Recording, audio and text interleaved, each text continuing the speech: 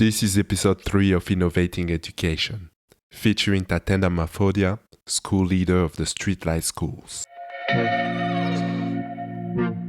An old African proverb says, "No matter how long or dark the night, the sun will rise again." Streetlight Schools was founded in 2013 by Melanie Smuts, who was inspired by the story of Judy, a young schoolgirl who came from a home where her mother couldn't afford to pay electricity. So she used a street light near her house to study and do her homework at night.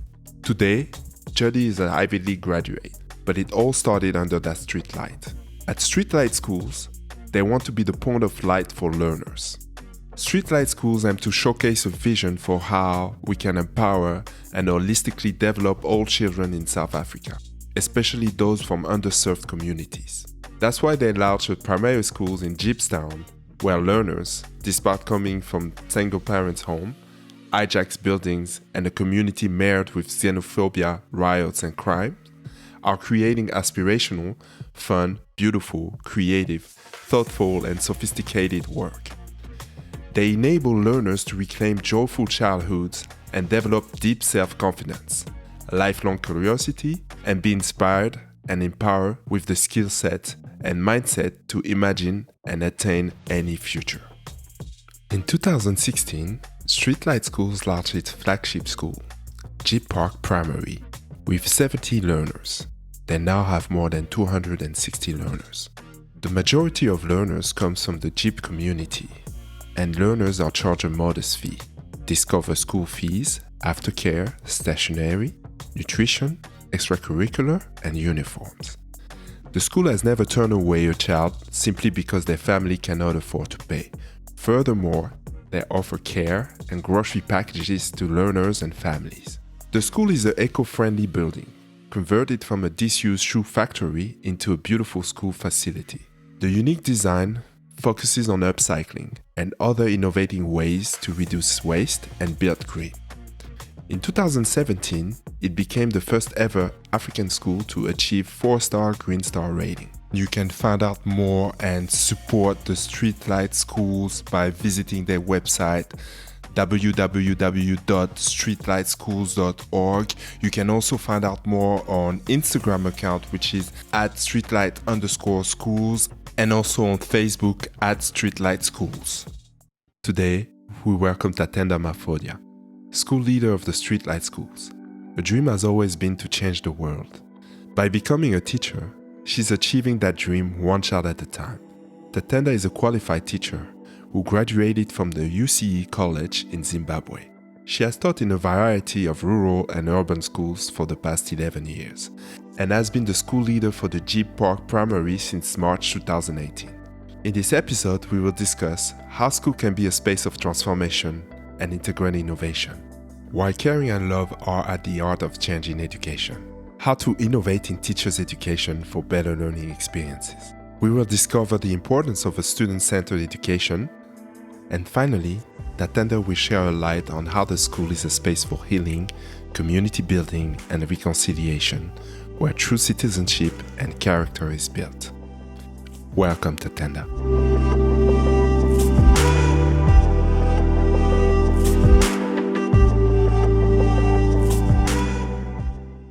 Thank you so much, Stephen, for inviting me. And it's my pleasure to be here today. So my first question for you, Tatenda, is what is your first memory from school? My first memory from school, I think I have quite a bit of great memories, if I could say, especially in my primary level. So the first memory, that is a part of a memory that I also connect to why I also fell in love with teaching, is the memory of my grade 3 teacher in my foundation phase.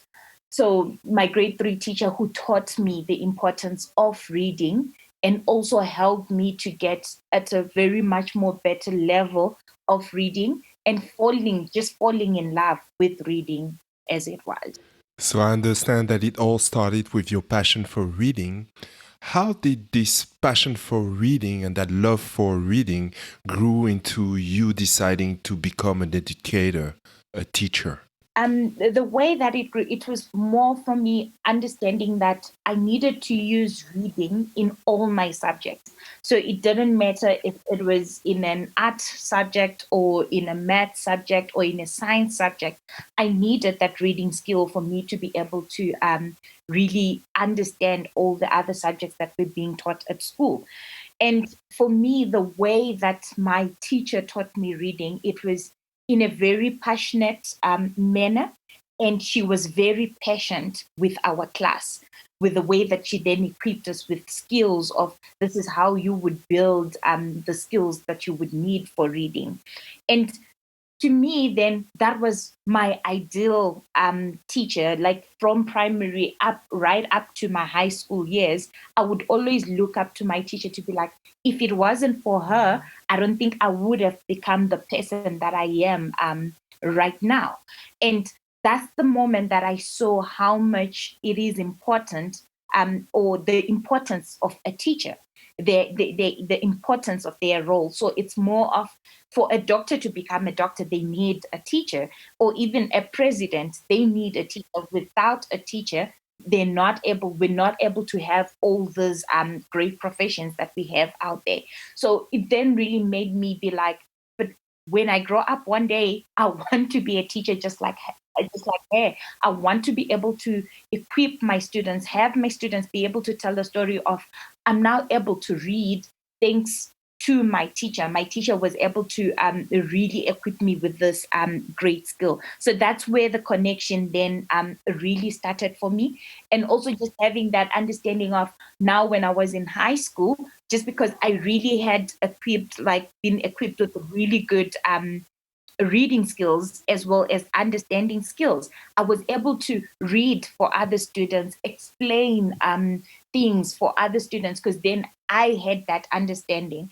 And somehow from there, I was now playing a role of being a student in the class, but when the teachers are not in class, I would also then help other students with, oh, these are the notes that we need to be reading.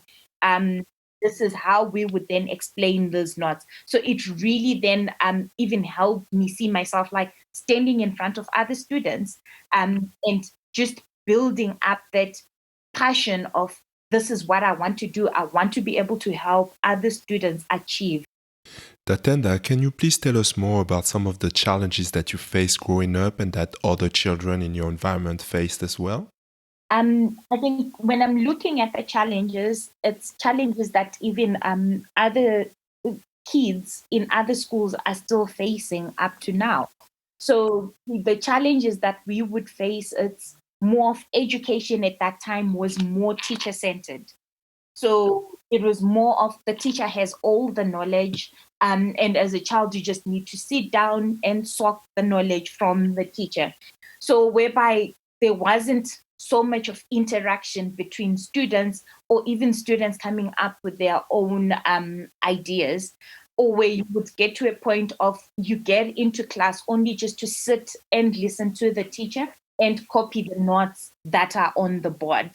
And for me, I think already because I had this inquisitive nature, it tended to be a bit boring because I wanted to understand, okay, yes, I have those notes that are in front of me that I am supposed to copy, but I wanted to be able to like debate over them, have discussions around the notes, other than just being told, copy that work or do work on page 27 and then you move.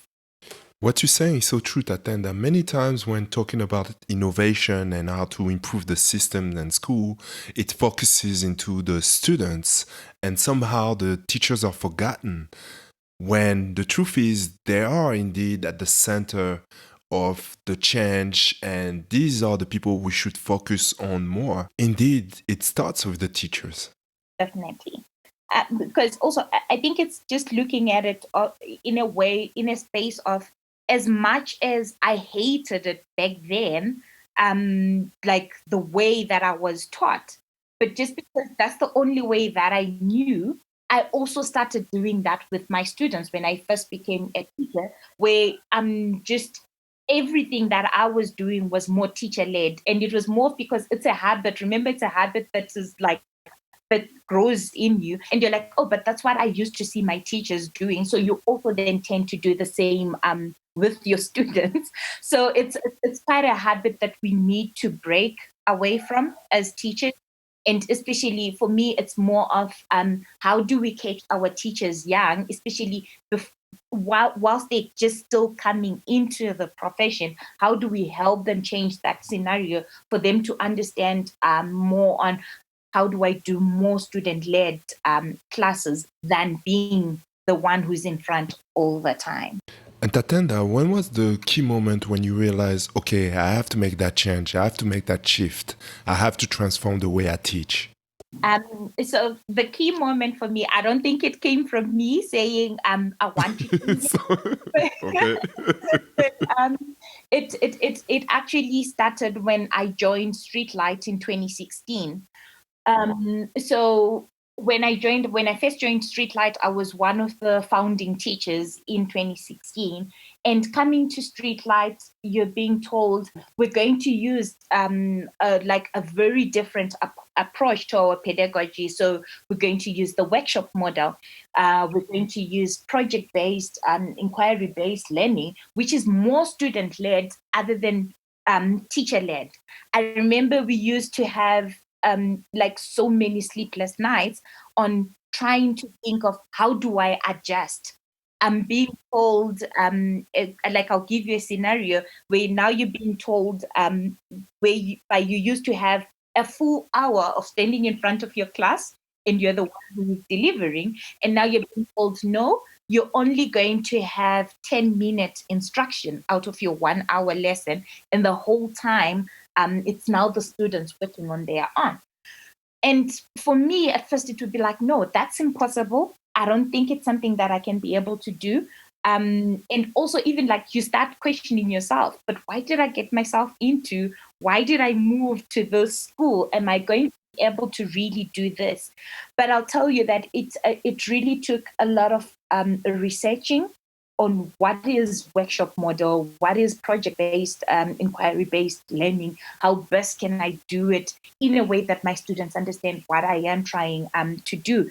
It also took a lot of PD workshops, like professional development workshops from school as well, for me to really then understand, oh, this is how I am supposed to do it. Because also at that time, especially like back then in 2016, there weren't a lot of schools who were really like doing the workshop model or project-based learning. So there were not a lot of schools that you could then say, I will go and I'll be able to see and learn from. So it really then took like a lot of professional development from school.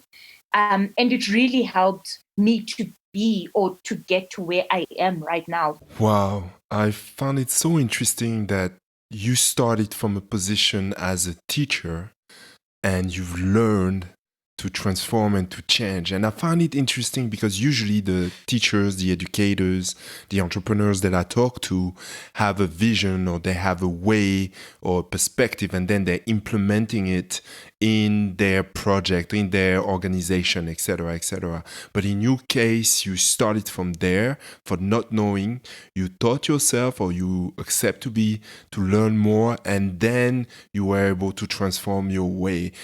And I find that to be actually very powerful because I believe that this allows you to have more empathy to the teachers that are in your program, are part of learning and part of like transforming and learning these new ways. It allows you to have more empathy and to put yourself directly in their shoes and understand what they go through concretely because you've been there. Definitely. So I think, like you're saying, not having started off as a different person, and now you have now accumulated this knowledge and that understanding of this is how best I can adjust and change, really gives you that you're now able to also understand when new teachers come in and they do not know, like for the first time, they don't know how do I do child-centered learning, how do I carry out a workshop model in the classroom. It's then easier for you to have that understanding. And also when I'm telling my story, it also helps them have that understanding of, okay, so if she is saying also when she came in, she didn't have the knowledge and this is where she is now, it means there is hope for me. Because there's always that thing of when you're talking to people and they're already good at something, you're like, oh, but it's because you're good at it, that's why you're able to do that. But then if you're saying to somebody, but I was once where you are as well, and I understand what you're going through. I understand how difficult it is to adjust into the kind of teacher that you're supposed to be. It's easier. It's much more easier to relate. As well, it's much more easier to give guidance. Other than if you already had the mindset of this is how I can do workshop model, or this is how I can do more student-led learning. It's very difficult for you to be able to understand how you can help somebody who doesn't have the student learning mindset to be like, how do I help them adjust? I'm just wondering, how do you go from being that classical teacher to teaching in this innovative school with that innovative pedagogies and didactics? How do you go from this part to another one when you could have just decided to teach in a more classical school? So the way that I see it, like if I can give you like a bit of a background of myself. So I did my education in Zimbabwe, and it came to a point where the situation economically in Zimbabwe was no longer that great. So I had to move to Joburg. And moving to Joburg, South Africa, for the first time, it was more of I just needed to survive. So all I needed to do was to look for work and then be able to survive. And you would then find that in most schools, there isn't so much of student-led learning. It's more of teacher-led learning. And as well, when I'm looking at it, I don't blame the teacher, but I blame the curriculum as well.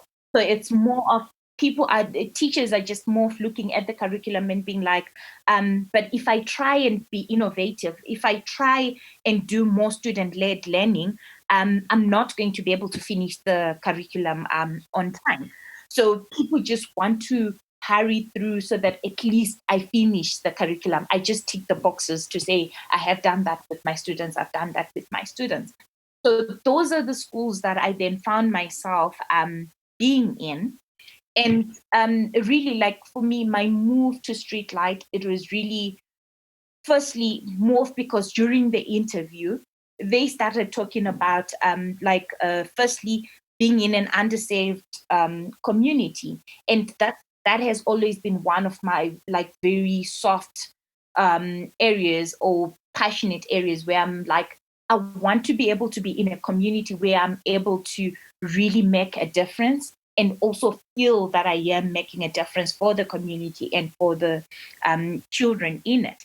So, and also like the way that they were talking about how they want or how they view education, where education should be more student-led, how children should be learning in class, and how their education should be done in a way that it's more holistic for them.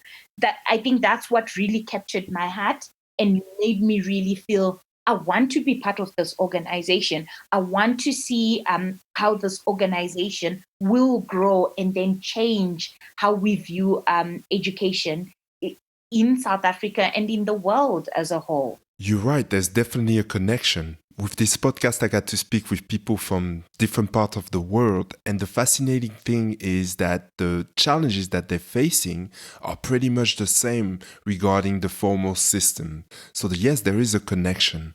Tatenda, the next question would be, can you present us a little bit more with the challenges that this community are facing, particularly from the children perspective? Okay.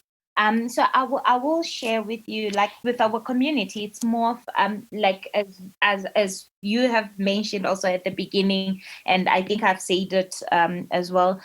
We are in an underserved community, so we're looking at this is a community where you would never find or not find as such, but where our children or our parents would never afford to take their children to a very private school, of which why private schools, it's more of, that's where you're now finding with private schools, that's where most innovation is now happening, where you're now finding most student-led learning happening. So with the kids or the parents that we have in our school, they would never be able to afford that kind of education. So firstly, our school is located in Jeppestown. And as you drive into Jeppestown, what you find around you, or what you would see surrounding you, are very tall buildings. So you would think, no, it's a normal urban area with flats and all. But once you then walk inside those flats, that's when you then find that it's not your normal flats, but it's hijacked buildings. So our school is mainly surrounded by hijacked buildings. In these hijacked buildings, there is no running water, and in some of them, there isn't any electricity. Or if there is electricity, it's electricity that is set up illegally.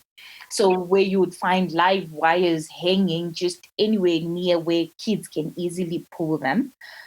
We're also like next to the men's hostels. So I'm not quite sure if you're really aware of men's hostels. Those were created like during the apartheid regime, where people would come from different provinces just because they're coming to Johannesburg to work, and they would then get to live in those hostels. So mainly then the hostels were divided into, you would have men's hostels, you would have women hostels. So we are located next to a men's hostel, which is about 5 minutes walk away from the school. As well as when we're looking at our children in particular, some of them come from single parent homes, as well as some they have lost both parents and they're staying with guardians. So either it's grandparents or any relatives who would be able to take them in. So that makes almost the bulk of our students who come into the school. Hi everyone, thank you for being part of this journey. Don't forget to subscribe to this podcast. I'm getting started, so you leaving me a review means a lot and it will definitely help. Make sure you join the Facebook group to continue this conversation and discover exclusive content. Subscribe to the newsletter to find out more about the episodes and the guests. Okay, so now it's 2016 and you decide to make a change in this community. You are going to do it with a model that is affordable, and particularly you are going to do it in a student-centered way. Tatenda, can you tell us more about what does it mean and how do you design an education that is centered on students, please?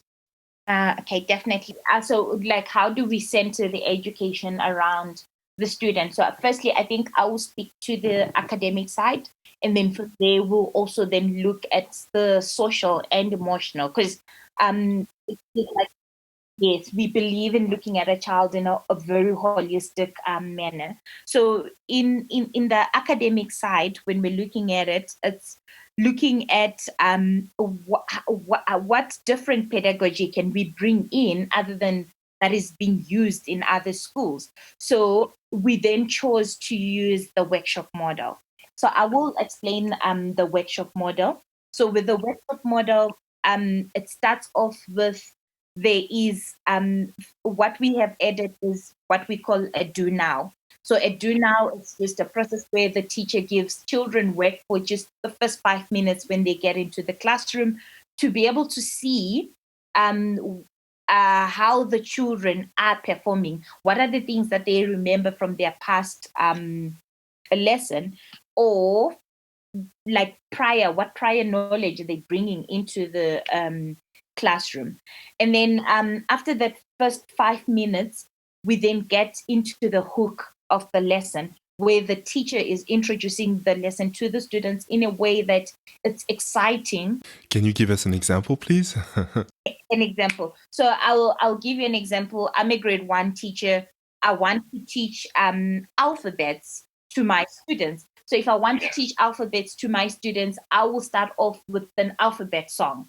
So where we get to all engage in an alphabet song. And then from there, my students are like, oh, okay, so it means today we're going to do phonic sounding. And then from there, already their minds are now glued on, oh, these were the sounds that we were doing in the song. And then I start introducing my my lesson. So after the hook, we've done the song, I get into the first 10 minutes of my lesson where I am giving instructions to my students. But just because I'm giving instructions to my students, it doesn't mean that it's only the teacher who is doing the talking. But we get into the part of I do. So I'll be able to explain to my students what we're going to be doing for that day. And then we get to a part of we do. So whereby we all take part into talking about getting to hear from the students as well. What is the understanding that they have had from the instruction that the teacher has given? Have students come up onto the board as well and give their own examples. And then from there, we then get into the students doing their own work. So I think the part that I have left out there, it's also like the setup that we also have in our classes, where you would then normally find that during the hook and the instruction time, the 10-minute instruction time, students are sitting on the carpet in a circle. Why are students sitting on the carpet in a circle? It's more closer, it's more intimate, and we're all able to see and hear each other and interact as well. And then after that time, we then move our students to their tables. So once the students move to their tables, they have different activities that they get to do. And one would ask, why different activities? It's because we also believe students come in at different levels. And there is no way that I can ever expect to have a class that is all at the same level. So we teach at all our students different targeted levels. So they get to sit at different tables where there are different activities that target the levels that the students are at. They get to do the activities in groups. And then after the group activity, students then also get to do individual activities. Normally we give them like an exit ticket so that you really get to then see, yes, I gave instructions on the carpet. They moved to working in groups that is more peer-to-peer teaching. And then from the groups, now I want to see, did my students understand the concept that I was delivering to them? So they get to have an exit ticket that's individual work that they get to do in their books. And it will really help you understand as a teacher to see, have my students really understood what they're supposed to do? And then the other approach that we have is the project-based, inquiry-based learning, where we get to have a topic that this is the topic that we're going to be working with the students. So as a teacher, I will come into class prepared to be like, okay, for this topic, these are the things that we're going to be talking about. These are the things that we're going to be looking into. So having discussions around the topic with the students, be it at times, even let's say in a classroom, I'm teaching mathematics, I'm doing measurement. So with measurements, how do we do measurements? We get to use fun ways of, okay, let's measure our tables. Let's use string to measure that. Let's get into using rulers. Let's use our feet. Let's use our hands.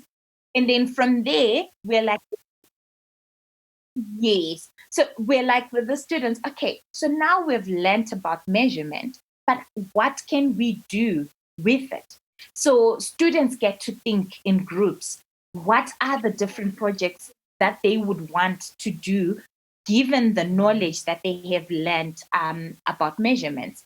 So it could be on measurements. It could even be like, let's say, shapes, for example. So we've learned about shapes.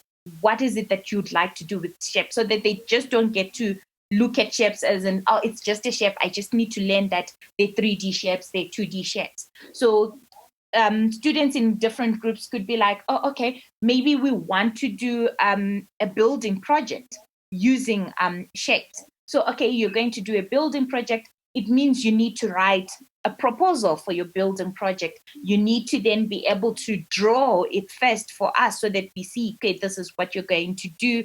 They also then need to request for material that they would then use. And then at the end of the project, they should have built a miniature something of what is it exactly that they want to showcase. So that's how we then run our project-based learning. And the most important part, I think, is we then document all the work that the children do. So it's either the discussions that they get to do in different groups. It's taking pictures of their work that they will be doing at that time. Taking pictures of the work that they're actually doing in their books as well, because it then helps us really document this is the journey that they took from here and then to until this is the end result of that journey. Talking about creativity, I've seen that you have an entrepreneurship program. Can you tell us more about it? Definitely. So with the entrepreneurship programs, it's also like having that understanding of where do our children come from, and realistically looking at the end of the day, when we say our children have been successful, what is it that we want them to be able to do? And if they're to change their lives, what skills can we then help to really make sure that they gain these skills in the school? So it's then looking at what different skill sets can we have our children be taught at school during the entrepreneurship classes that they do during our extracurricular activity classes. And also, how do we get them into teaching them, like introducing the fourth industrial to them? Because that's where the world is moving into that. So how do we make sure that already we catch our students young and introduce them to that? We talked a little bit about it before, but I would like us to elaborate a little bit more on this holistic way of educating children and why is it so important for you at the school? Okay. So the holistic way. So for us, it includes, as I've said earlier, the social and emotional part for our children. So it's that understanding of if a child is not okay emotionally or even socially, then they're not really able to engage academically. And what we have done as Streetlight Schools is we have a resident social worker on site. So making sure that firstly with our students in the classroom, the first thing that happens before they even start the academic learning is dealing with their social and emotional. So we have what we call morning meetings. And in these morning meetings, we get to talk about different topics, different things that we know that it affects our students. Like I'll give you an example. Last year in September, almost around at the same time as this, we had xenophobic attacks happening in Jeppestown, and our school was also affected. And for us, it was more of coming back. We knew that there was a lot of work that we needed to do with our students because given that our students come from this community, it means some students had been chased out from their places where they stay, either because they're foreigners or even some are South Africans, but still they were affected. And then some of the students also had parents who were perpetrators. So it's more of then how do we deal with our children, bring them back into the same room and still expect them to love one another, respect each other, and be able to speak and at the same time learn with everything that had happened to them. So we really had to design our morning meetings in a way that we targeted what our children had gone through, give them the space to freely talk and not be judged. Also then have an understanding of we needed to have like group consultations. We needed to have individual consultations where students would then express how they really felt and why it made them feel in that way. And also look into what kind of a community do they want for themselves. Our morning meetings really gave us that space to be able to do that. And also with the morning meetings, it also helps us engage with the parents as well. So we're not only engaging with students, but also looking at the parents. It's more of an understanding of how best can we help them to raise our students. So doing parents workshops on how to raise a child during this time. How do I discipline children? Because for us, what we have seen as an understanding, it's when children are at home, they'll tell you that for discipline, my parents beat me. But we're saying, let's move away from corporal punishment with our students. Let's move into positive discipline with them. And with most parents, for them, it would be like, but we don't know how that should happen. How should we be able to do that? So it's that understanding of discipline. We need to have workshops with the parents. We need to have workshops with our children so that they also get to understand this is how we're going to be doing discipline together. Also have workshops with the teachers as well, so that we're all on the same level of understanding of this is how we do discipline, and these are the things that we need to do as a school. So you would then find that working, even engaging, just because we engage more with our parents, it helps us to even understand what are the problems that they are, or challenges, if I should say, that our parents are going through, and how can we try and help out as a school. So I'll give you an example of during the lockdown, the recent lockdown that we had. It was that understanding of most of our parents, because they were not going to work, or some of them actually lost their jobs. It meant it was now going to be difficult for them to be able to put food on the table. And for us, it was more of, why do we need to ensure that they have food on their table? Is for a child to be able to learn, they should have a full stomach. You're not able to engage in books if you're hungry. So now Streetlight had to fundraise money to get our parents food parcels, so that we make sure that we're meeting them halfway. Yes, we're saying it's a lockdown. We're saying children are learning online from home, but for you not to worry about the online learning that is taking place, then you should then at least have food on the table. So true. You mentioned the importance of having a holistic education about caring the person's life. It is so important indeed. During the last year, you were faced with a situation where you actually had to put in place a reconciliation process, and you did it in a very African way. I really truly believe that the world can really learn from that experience.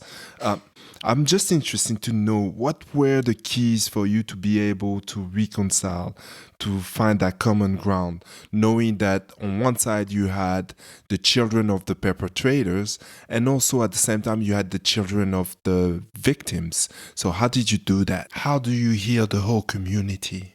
I think the greatest key that we saw, or that we found actually, was just sitting down and talking. People talking for us. That was the greatest key for us. So firstly, for us to be able to reopen the school after the xenophobic attacks, we had to go and sit down with the Induna, who is Induna, it's a chief of the area. So for us to ask for his blessings, his permission for us to be able to reopen the school, and to reassure us that the school, the students, the staff will be safe as they will be coming back to school. And it was really great, I think, to have that understanding of, at first you're approaching somebody and you're really scared. Are they going to understand what's the need for us to be in that community. And it was really great to really see that the Induna really had also that understanding of, for the community to become better, for us to change the community, we need education. And that is the reason why we are there as a school. And afterwards, for us, it was, yes, we've now had this reassurance from the Induna, but we also now need to sit down and speak to our parents so that they understand, why are we saying the school is going to reopen? What is the need that is there that the school is serving in the community? And also just like reminding them of, these are our values. And for us, I think it's more of looking at Streetlight as well, and having that understanding of, for us, we love everyone. We are Africans, purely Africans, and you will find everyone from all walks of the world, and we embrace that uniqueness within us.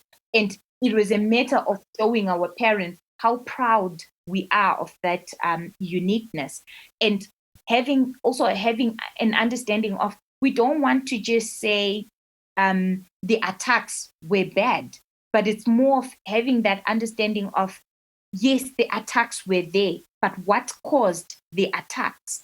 And having that understanding of, whatever that they were crying out on, it's true. Because some of the reasons for the xenophobia attacks, it's lack of employment, lack of proper housing and sanitation, which is some of the things that I told you. People are living in hijacked buildings. It's very true.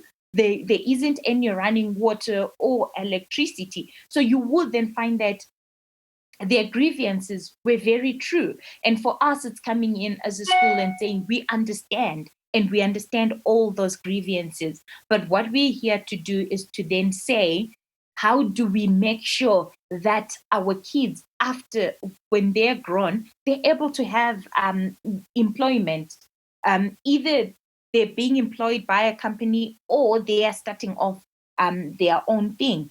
And also looking at different things of, how best do we then start engaging in conversations of, there is high crime rate. What is it that can be done as a community to stop the high crime rate? So we really saw that it really helped us sitting down with different stakeholders at a time, like sitting down with the Induna, sitting down with the parents, and then sitting down with the students on their own.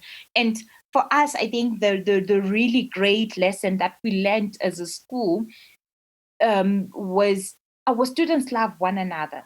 So for them, color does not mean anything, or where you come from exactly does not mean anything. They've learned how to embrace one another so well. So once again, it comes down to love and the spiritual dimension of education that is at the heart of who you are and what you do, and particularly of your mission. That's very true. That's very true. Because I think also, like, when you're looking at it, it's one of our values as a school, it's love. So when you're now looking at it, you're like, at least we're able to say we have lived our value, and we're not just saying love inside the school, but even for the community at large. Yes, I think it's beautiful that everything you do is always in action.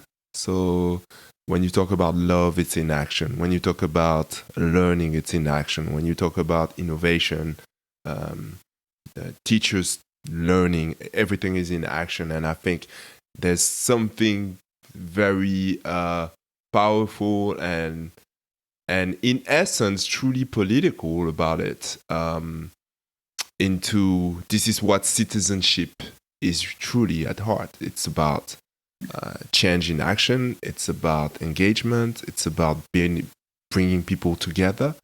And I love the fact that, you know, a lot of time we think about school as this space where people come and learn, live, you know, may have play, fun and stuff. But in your vision, school is more than that. School is that space where the community can gather where there can be this shared experience, where there can be dialogue, where there can be love, where there can be innovation, etc., etc. And I found that to be very, very powerful.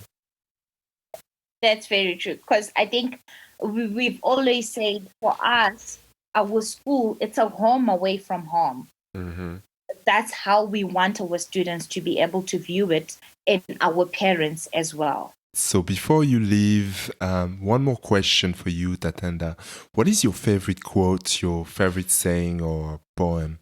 Oh, I think the one that really resonates with me, it's by Mandela, the one about how education can be used to eradicate poverty. Because I think at first you're looking at it and you get to be skeptical at times, to be like, but would it really change anything?